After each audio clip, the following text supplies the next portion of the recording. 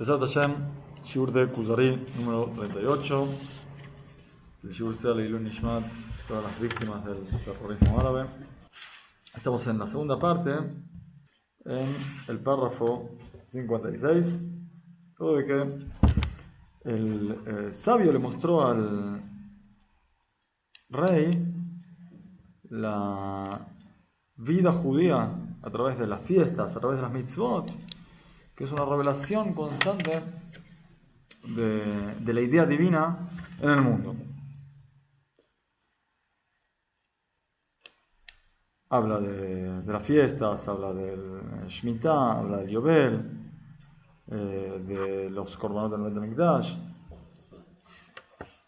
Entonces dice, y todas estas cosas por precepto de Hashem, no por entendimiento de los hombres ni su inteligencia. O sea, no hubo acá una especie de intención de adivinar qué es lo mejor para hacer en el mundo. Acá el Baruj Hu te dice y nosotros lo hacemos. No tiene la carne, el hombre, potestad para determinar esto según su orden, costumbre y proporción, sin temor de tropezar en ello, como si considerase y determinase a Israel y el renuevo de la tierra de Canaán sus frutos, y a la tribu de Leví. Constituyó estas proporciones en el desierto porque sabía que ordenándolas así quedaría Israel rico y no faltaría nada a los levitas ni llegaría ninguna tribu o familia a estado de pobreza. Es decir, todas las órdenes fueron dadas en el desierto y todas las divisiones sobre quién iba a recibir las trumot y los maserot y quién iba a recibir las tierras y a quién se iban a repartir las mitzvot de los pobres, todo eso fue determinado en el desierto. Sí, entre paréntesis, es interesante que la Torá, a pesar de que es para ser cumplida en la tierra de Israel, fue dada en el desierto, para que no pensemos que Torá fue dada por influencia del lugar donde estábamos viviendo. ¿Sí? No es que nos sentamos, decidimos que era mejor, de acuerdo a nuestro lugar, de acuerdo a nuestro clima, de acuerdo a nuestra geografía, ¿qué podemos hacer? No, acá Baruj Hu nos lo dio, nos lo impuso en el desierto y de sorpresa después llegamos a la tierra de Israel que ni la conocíamos. Hay un filósofo francés llamado Montesquieu que escribió un libro explicando que cada nación hace la ley que está más adecuada a la situación climática y geográfica del país. O sea que la nación es muy influenciada por la geografía. Te habló de muchas naciones y hay una nación de la cual no habló. ¿Cuál? La nación judía. No habló de ellos. ¿Por qué? Porque sabía que no se podía cumplir. ¿Por qué? Porque la Torá, nuestra ley, fue dada antes de invadir la tierra. Por lo tanto, no podía demostrar que la tierra influyó en la ley. ¿Está bien? Fue dada por Hashem, ¿no? Fue dada por Hashem, video, por eso no funciona. Con Am Israel no funciona. Puede funcionar con los goyim. Pero con Am Israel esto no puede funcionar. ¿Por qué? Porque nuestra Torá es divina.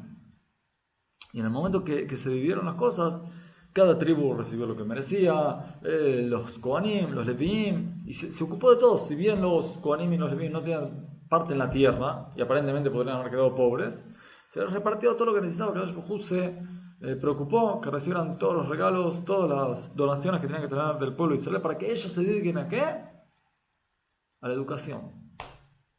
¿Cuál es la función de los Kohanim y los Leviim? Además del Beit HaMikdash, porque el Beit HaMikdash eran 2 semanas por año. Vamos a decir que esto les costaba mucho y les ocupaba tanto tiempo. Se tenían que estudiar y estar constantemente preparados para trabajar si fue necesario, pero 2 semanas por año. Significa que el resto del tiempo que se dedicaban a educar al pueblo judío. Y para eso tenemos que tenerlos libres, tenemos que tenerlos realmente preparados para enseñar y estar dispuestos a moverse de un lado al otro para enseñar.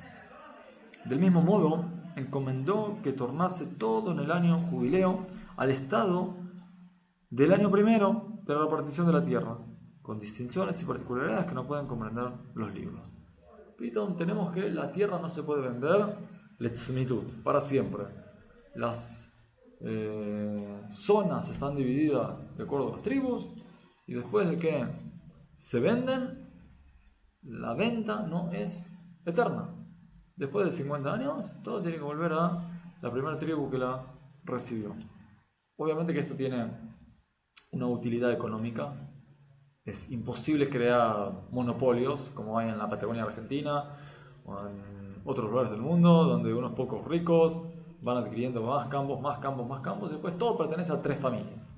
Esto es imposible en Israel. ¿Por qué? Máximo podés acaparar durante unos años, pero cuando llega el año Yobel, chao, se terminó, se empieza de nuevo y cada familia tiene una segunda oportunidad.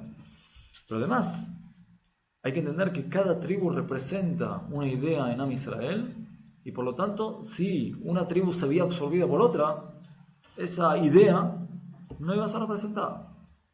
Por lo tanto, cada tribu tenía que tener una fuerza necesaria a través de su trabajo económico, a través de su función, para poder representar la idea espiritual que ellos representaban. Y por lo tanto, tenían que volver a su tierra.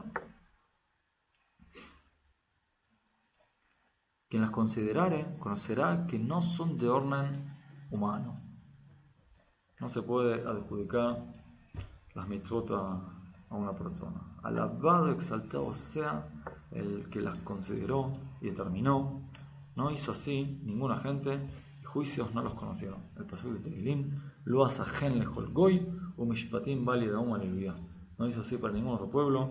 No conocen ellos ni los hukim, ni siquiera los mishpatim. O sea, ni siquiera los juicios, las leyes que tienen que ver con el mishpat, con daños y perjuicios, con el trato entre las personas, con compras y ventas, con alquileres, ni siquiera en eso los demás pueblos pueden lograr alcanzarnos, a pesar de que la razón de esas mitzvot son claras y reveladas, no son ocultas, tampoco llegan a las leyes de la Torah. Este orden permaneció en los 2 templos cerca de 1500 años, o sea, todo el tiempo que entraron hasta que construyeron el primer Beit HaMikdash. Primer Beit HaMikdash más de 400 años, salieron por 70, volvieron, segundo Beit HaMikdash más de 400 años, o sea que en total poco menos de 1500 años. Y si el pueblo siguiese el camino recto, continuaría perpetuamente como días de los cielos sobre la tierra. Dice el Zuzarí, vosotros estáis hoy en gran descanso, libres de estas grandes obligaciones. ¿Qué congregación habrá que pueda observar todo este orden? Si ustedes ahora están en la Galut, ¿sí? No tienen ya nada que ver con las mitzvot que tienen que ver con la tierra, ¿dónde está la Shemitah? Preguntad a cualquier judío de Hutz La'aretz, ¿qué es la Shemitah? Algo sabe que tiene que ver con la tierra. Muchos no conocen, lamentablemente. ¿Qué es el jubileo? ¿Qué es la PA? ¿Qué es el Demay? ¿Qué es exactamente Trumá? ¿De qué hay que sacar Trumá? Gente no conoce cuando viene a Hutz La'aretz. O sea, todas estas mitzvot son como rituales específicos para algún momento cuando venga el Mashiach. Y pregunta el Kuzari, ¿qué otra nación puede llevar a hacer este tipo de vida y llevar a cabo este orden social, ¿sí? Que requiere de muchos detalles? Dice, ¿quién la puede llevar a cabo? No hay nadie. Hoy en día, Baruch Hashem, nosotros estamos volviendo a la tierra y es nuestra responsabilidad mostrar que se puede no solo a nivel particular, cumplir las mitzvot, levantarse a la mañana, hacer netilat yadayim, ponerse el tzitzit, hacer brikot hashachar, hacer tefilá, ponerse tefilín, y después estudiar un poquito y después comer pan, hacer brikot hamazon. Eso lo pueden hacer los judíos y también si uno adiestra a un goy también lo puede hacer. Particulares que se porten bien es algo factible de hacer. La pregunta es si podemos llegar a una sociedad que sea un paradigma, un ejemplo para toda la humanidad. Y si no llegamos a hacer eso, entonces tenemos un largo trecho por hacer. Y si nos ponemos hoy a analizar a la sociedad israelí, hay mucha intención de hacerlo. Y incluso los opuestos que hay hoy en día, ¿sí? Toda esa tendencia de una rama al nacionalismo y otra tendencia de otras ramas al universalismo extremo, son parte del berur, son parte de la introspección interna que está haciendo el pueblo judío como ente para tratar de llegar al equilibrio correcto de cómo ser por un lado el pueblo elegido, que también se mantiene como luz para las naciones. Porque el pueblo judío no tiene como intención y como sentido en la vida solo dedicarse al pueblo judío. El pueblo judío tiene que dedicarse a mejorar el mundo. Por cuanto que es así, hay corrientes en el Estado judío hoy en día que quieren apurar ese objetivo. Es decir, ya tenemos que tratar de preocuparnos por todos los pueblos y también por los pobres árabes que están hoy en día con nosotros. ¿Que hay árabes que sufren? Sí, sin ninguna duda. ¿Sí? ¿Quién creó esta situación en la que ellos sufren? Ellos mismos, lamentablemente. Después de la situación que se dio en la Guerra de la Independencia, que se quedaron a pesar de que podían irse a reunir con sus hermanos árabes en el resto de los países árabes, que no les falta un terreno y no les falta poder económico para absorberlos, pero no, decidieron quedarse. ¿Por qué? Porque el resto de las naciones árabes les prometieron que nos iban a ayudar a destruir el pueblo judío y que se podían quedar con toda Palestina. Pero no, eso nunca pasó, y por supuesto, Baruch Hashem, nunca va a pasar. Y por lo tanto, ellos son presos de su propia nación y de su propia iniquidad. Y por lo tanto, ellos van a tener que resolver su problema. Pero hay muchos judíos que quieren, que tienen un corazón muy piadoso y quieren preocuparse también por ellos.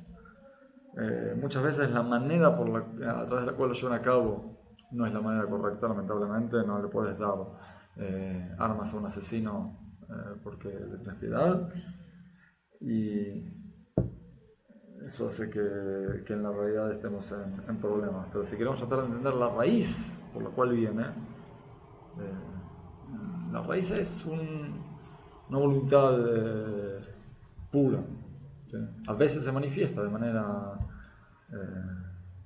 muy alocada, hasta tal punto de ser algo parecido a un suicidio. Pero... perdón, pero no puede estar en el issue, es que lo que me sé.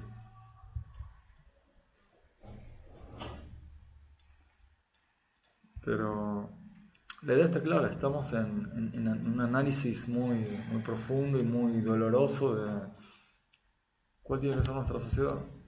Sí, todo el tema del Jokaleum. Sí, es un dilema que está en la sangre hoy en día de nuestra sociedad y que hay que aclararlo. Y hasta que no quede claro que este es el Estado para el pueblo judío, y no se aclare, no a la fuerza, sino a través de la educación, que el pueblo entienda que volvimos no para ser un Estado más entre las naciones, sino para ser el Estado que tiene que ser el trono celestial sobre la tierra, no menos que eso. Eso nos ocupa. Le contesta el rabí, la congregación que supo ver que estaba entre ella, aquel que la castigaba y premiaba según sus obras, en la misma hora en que actuaba, es decir, la divinidad.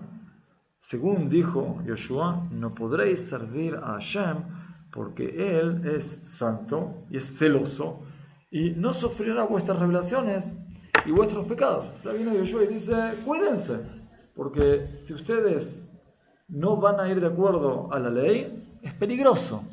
Es como una persona que no conoce las leyes de la física y se maneja en este mundo y no tiene cuidado de, por ejemplo, que el fuego quema, de que las cosas se caen. Si no tenés en cuenta las leyes físicas, te vas a dañar. ¿No? Lo mismo pasa si la persona no tiene en cuenta las leyes de la Torah. El mundo reacciona de acuerdo a la programación de Hashem cuando Am Yisrael se comporta de acuerdo a la Torah. Y eso que su congregación se llama entonces en tal estado de santidad y pureza, que no hubo en ella entre 600.000 varones quien violara el divino anatema de Jericó. Cuando el pueblo de Israel entró a Eretz Israel, junto con Yoshua, luego 40 años en el desierto, la primera ciudad que conquistaron era Jericó. Y hubo un jerem que todo lo que se capturara en Jericó, todo lo que se conquistara, todo tenía que ser para Hashem. ¿Por qué? Como en muchas cosas, siempre el primero se lo damos a Hashem.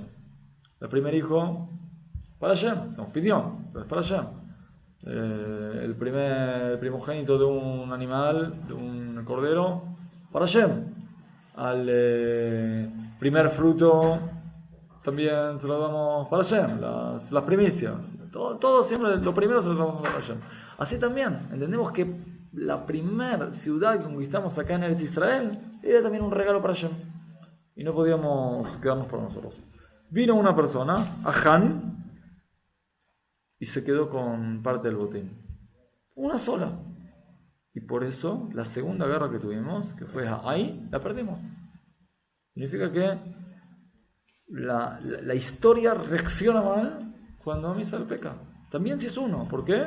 Amisal era bien de la C.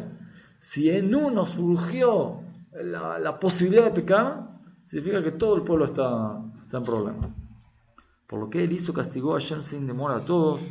Luego a Miriam la castigó con lepra cuando fue que habló la Shonarra en contra de Moshe. Y luego vino el castigo de Nadab y Abiú, el de Uzá y los varones de Bet-Shemesh, porque miraron el arca de Hashem. O sea, cuando uno pasa la línea roja de la Kedushá, tac, cobra.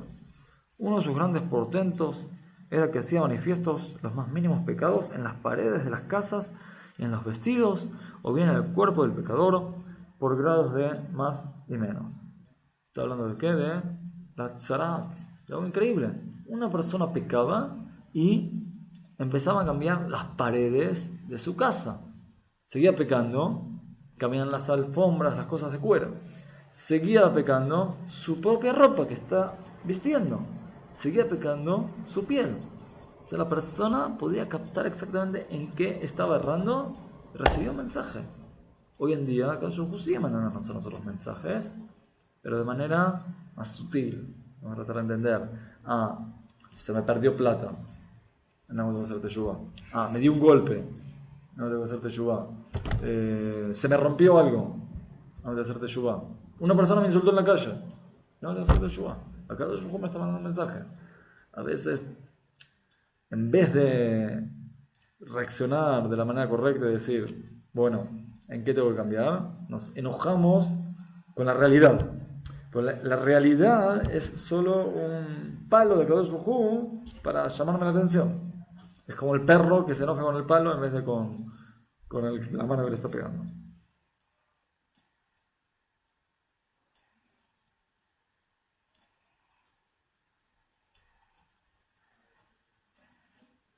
Los Kohanim poseían la ciencia sutil de conocer la lepra, que era por providencia divina, esperando en él semanas, como esperaron a Miriam, y sabían deducir la que era procedida del temperamento estable o inestable, o sea, captaban cuándo era algo natural, entendían cuándo era algo divino que venía por un pecado. Entonces, era una enfermedad que aparecía en el cuerpo, pero que tenía raíz en la Neshama. ¿Sí? Hoy en día se está hablando cada vez más de las enfermedades psicosomáticas. ¿Sí? Es la muestra más clara de que hay una conexión enorme entre el estado nafshi de la persona, entre su estado espiritual y su estado físico. ¿Sí? En la lepra de la Torah, en la tzarat, era mucho más, ¿cómo se dice? Mucho más claro, mucho más, al contrario, sutil. Evidente, esa es la palabra que busco.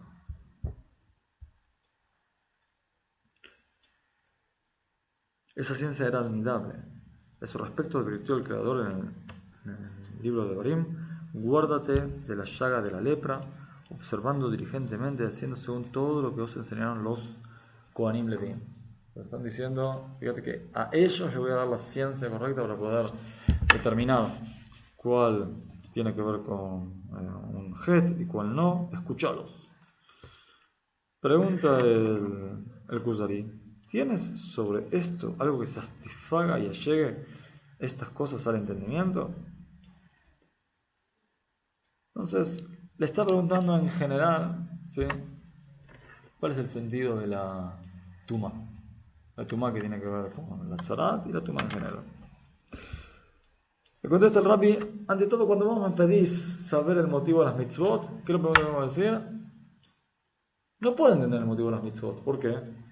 Porque las mitzvot están dadas con sabiduría divina y nosotros venimos con un intelecto humano limitado.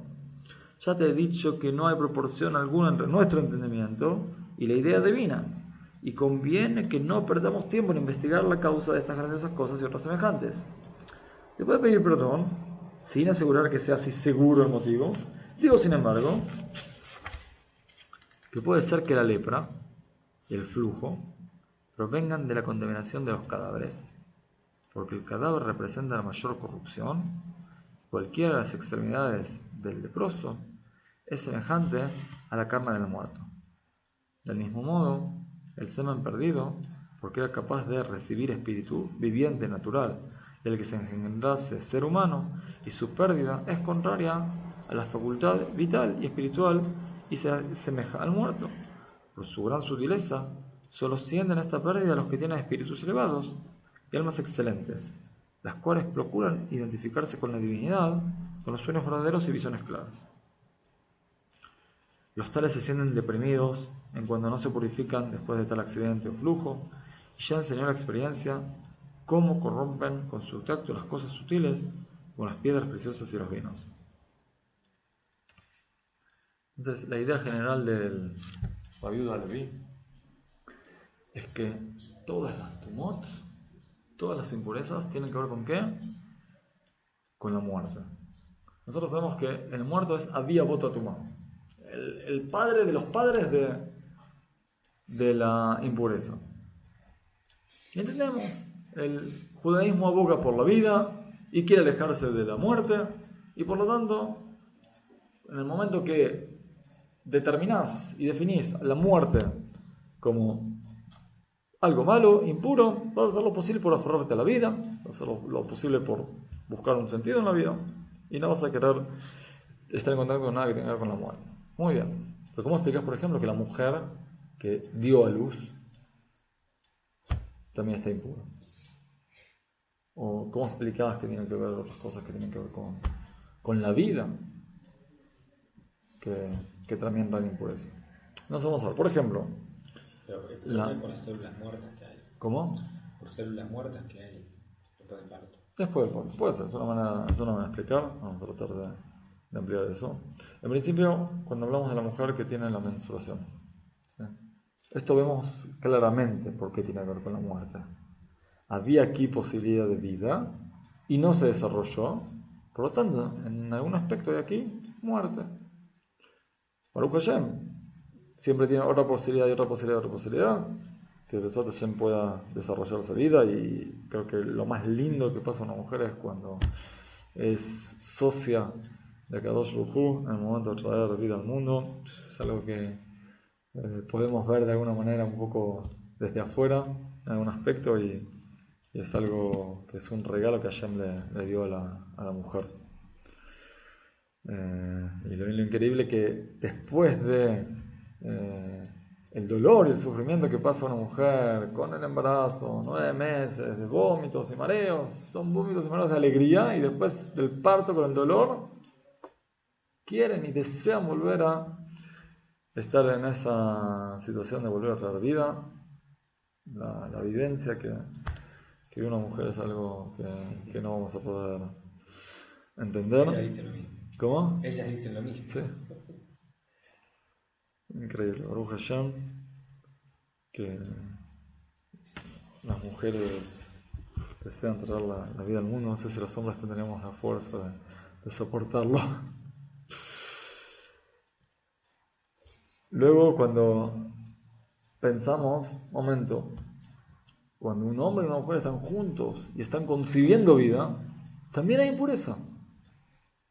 por cuanto que hay polución, eso también trae impureza. Entonces, ¿cómo podemos explicar? Nosotros sabemos que en el semen hay millares de espermatozoides, de los cuales solo uno va a tener la posibilidad de fecundar el óvulo. Por lo tanto, también hay aquí una especie de muerte, de posibilidad de vida que así lo determinó Kadosh Baruj Hu, que no se puede aprovechar. Si de alguna manera podemos decir que la tumá tiene que ver con cuando hay una situación natural que le gana a la libre elección del hombre. La muerte es el límite donde lo natural le gana al hombre. También si el hombre elige y quiere y siempre decide lo mejor que puede haber, pero en eso no hay elección. En el momento que llega. No sé si lo natural le gana a la elección del hombre.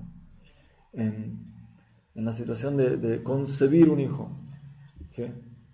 Es algo que es por elección. Pero hay algo siempre ahí de lo natural que le gana a la elección del hombre, que se sobrepone lo natural a la elección del hombre.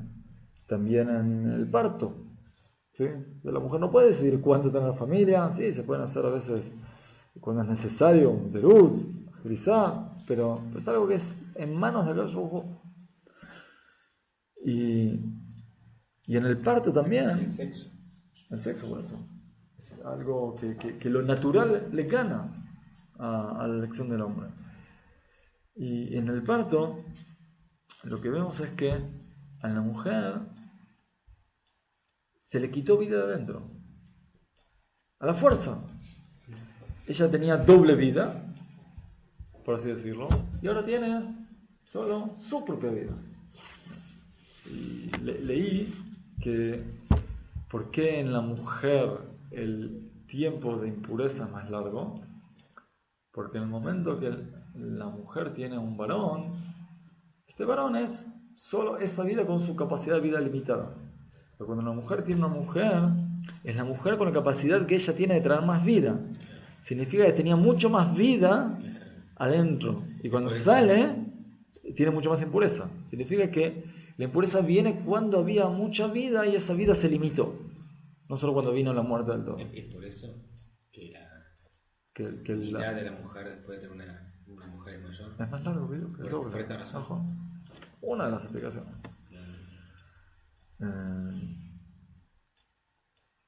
El Rambam, cuando abarca el tema de la muerte y la impureza, es algo interesante. Dice que no se puede pensar por qué viene la impureza.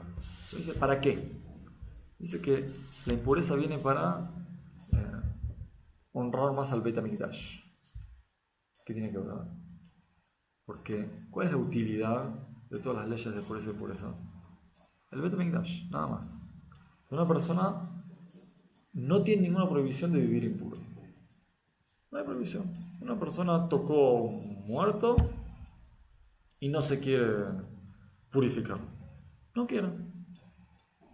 En el momento que está el Beit HaMikdash en pie, tiene la mitzvah de ir 3 veces al año al Beit HaMikdash y traer korbanot y participar. Bueno, entonces, por el Beit HaMikdash se tiene que purificar. Hoy en día que no hay Beit HaMikdash, no hay obligación de purificarse. La única ley que tiene que ver hoy en día y que no tiene que ver con pureza o impureza es la ley de la nida, la ley de la pureza familiar, que no tiene que ver con la pureza como la pureza propia que tiene que ver con comer korbanot, que tiene que ver con el Beit HaMikdash, porque son dos cosas totalmente diferentes. O sea, la mujer está permitida o prohibida de acuerdo si tiene flujo de sangre o no, y luego por la mitzvah de Jajamim de esperar 7 días más después de haber tenido el flujo, por si lo que vio fue la sangre que llamaba el Zava y no de Nida. Pero no tiene que ver con la pureza que tenía que ver con el Beit HaMikdash. Hoy en día, un hombre que no va a la mikve, ¿sí?, después de haber estado con su esposa, está impuro y no tiene ningún problema. En la época del Beit HaMikdash o en la época de Ezra, por ejemplo, determinaron que el hombre tenía que ir a la mikve también si no tenía necesidad de ir al Beit HaMikdash. ¿Pero por qué había Beit HaMikdash? ¿Pero por qué había Beit HaMikdash? después por supuesto relacionado. Incluso le tenían prohibido estudiar Torah o hacer tefilá si no había ido a la mikve. Hoy eso no corre. Hoy eso no corre. Vemos que el objetivo es el tema del Beit HaMikdash. Por supuesto que la persona que está en un estado de impureza tiene una deficiencia espiritual, que hoy en día no estamos al nivel de sensibilidad de captarlo eso. Pero hay personas que sienten, que se dan cuenta, que tienen una tefilá diferente si fueron a la mikve o no fueron a la mikve. Pero dice el Rambam, ¿para qué puso acá todas estas leyes? Para que haya limitación en la entrada. Es como una fiesta increíble que dicen vos sí, vos no, y todos quieren entrar por eso, porque hay selección. Así también en el Beit HaMikdash no todos pueden entrar. La persona que está impura no puede entrar. Tenés que estar a un nivel espiritual mínimo para poder entrar al Beit HaMikdash. Impuro. ¿Puede subir a la Torah y esas cosas? Hoy en día, por supuesto. Pero no es obligatorio.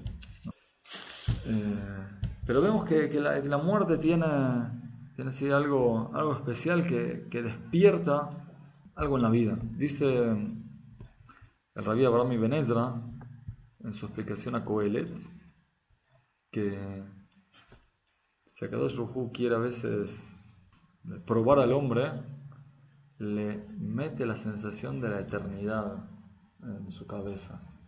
¿Sí? El hombre cuando es joven piensa que la vida es eterna, tiene tiempo para hacer todo, tengo tiempo para disfrutar. No, pero empezá la vida, preocupate, ¿por qué vas a hacer el futuro? El futuro, hay tiempo. ¿Sí? Pero en realidad, gracias al pensamiento que en algún momento se acaba, la persona puede empezar a actuar en su vida, empezar a tomar decisiones y empezar a hacer algo. ¿Sí? Por eso dicen Jajamim, cuando sientas que el Yetzer Hara te está por atacar, pensá en el día de tu muerte. ¿Por qué? No para asustarte, ¡ay, me van a matar! Sino, ten en cuenta que el tiempo es limitado. ¿Para qué querés usar tu vida? Concéntrate en lo que realmente tiene valor. No desperdicies la vida en tonterías. Ese es el tema de pensar en el día de la muerte. Hay fin. La fiesta en un momento se acaba. Cuando se termine, ¿qué quieres sentir? ¿En qué aprovechaste todos los recursos que tenías? Pero es por eso que la muerte también tiene una especie de mentira. Nosotros vivimos esta vida y sentimos que esta vida es la principal. Pero en realidad, la muerte también es una especie de comienzo nuevo. Porque después de la muerte, si la persona aprovechó bien esta vida, tiene otra vida en una dimensión realmente más libre, más grande, más amplia. Explica el Rav Kook por qué la muerte es el padre de las impurezas, porque trae esta mentira consigo que nos hace sentir que con la muerte se termina todo. Esa es la impureza que tiene la muerte. Eso es el Rav Kook. De todas maneras, sí, vemos que todas las impurezas tienen que ver con la muerte, tienen que ver con la naturaleza, cuando no tenemos capacidad de elegir, cuando hay falta de vitalidad. Y hoy en día, si bien no somos sensibles a eso, pero tenemos que por lo menos tratar de estudiar sobre el tema para saber que el estado ideal es el de estar puro. Dice el sabio, los más de nosotros nos sentimos afectados por la proximidad de cuerpos muertos. A veces uno siente algo, sentimos algo cuando uno está en un cementerio.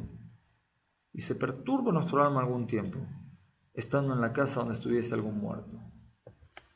Quien es grosero por naturaleza no se conmueve por estas cosas. Vemos esto mismo en las cosas intelectuales. Quien procura purificar su alma y su mente con las ciencias demostrativas, o purificar su alma por medio de rogativas y oraciones, tefilá, no se sentirá a gusto con los alimentos gruesos, ni con mucha comida y bebida. Pero en cuanto más la persona trata de convertirse en más sensible, también su conexión con el mundo material se va a hacer también más sutil, más suave. Asimismo, no se sentirá cómodo en la conversación frívola, en la compañía de los escarnecedores, ni tendrá deseos de ocuparse en canciones de amor y en cosas superfluas y futilidades. Si nosotros tenemos que tratar de definir nuestros objetivos en la vida, pensar qué queremos, buscar lo máximo posible estar cerca de Hashem, que es estar cerca de la Torah, de la vida, como está dicho, y ustedes que están apegados a Hashem, están todos vivos hoy.